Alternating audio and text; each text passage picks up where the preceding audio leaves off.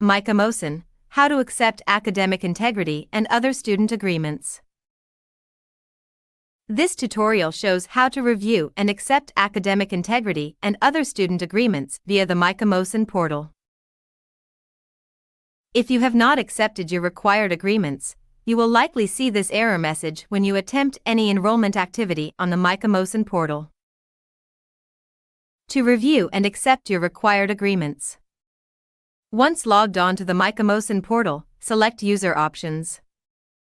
Under the User Options menu, select Required Agreements.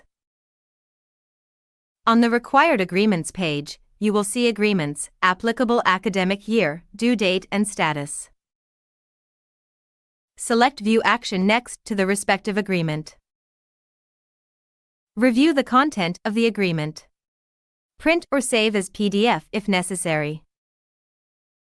Select Accept button to continue. On the Required Agreements page, you will see the applicable agreement marked as accepted. Select View Action next to another agreement. Review the content of the agreement. Print or save as PDF if necessary. Select Accept button to continue. Repeat the same action for all applicable agreements. Done. Thank you for watching.